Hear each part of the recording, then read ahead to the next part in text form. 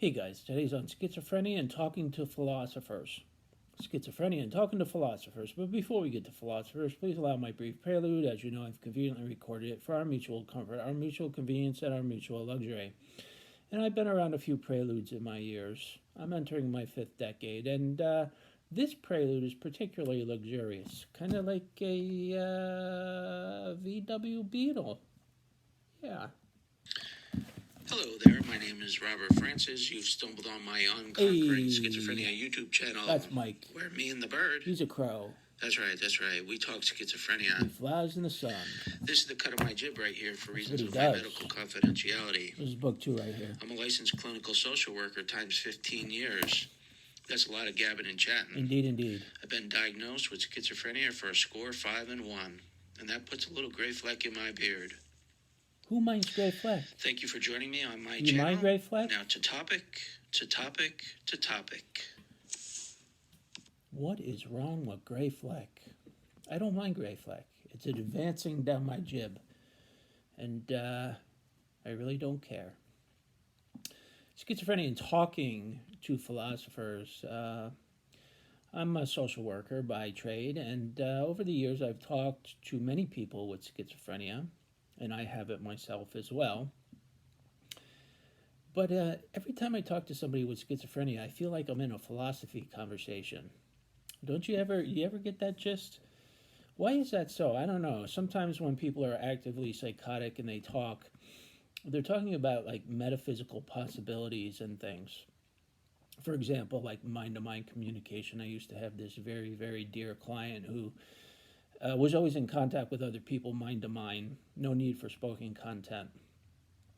So is that possible? Telepathy, that kind of whole thing?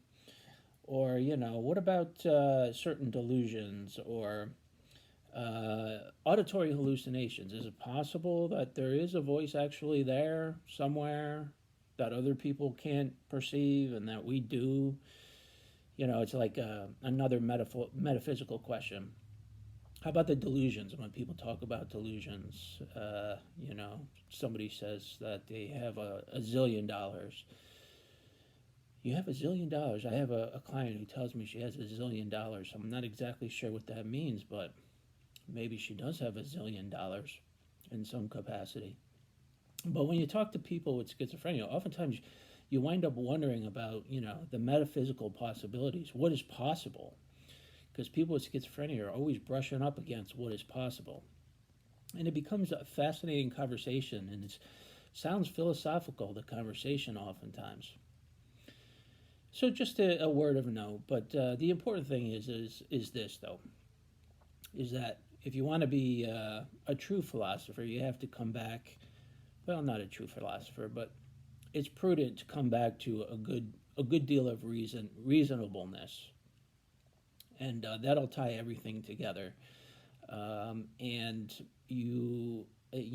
somebody who's psychotic and there's no reason behind it, then it's going to be apparent they're psychotic.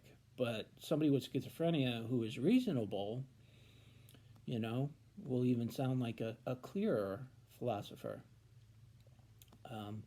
So, reasonableness must abide. We must stay reasonable despite our fleeting and flighty ideas that we often get. But talking to people with schizophrenia is always fascinating. It's metaphysical, and it oftentimes becomes very philosophical.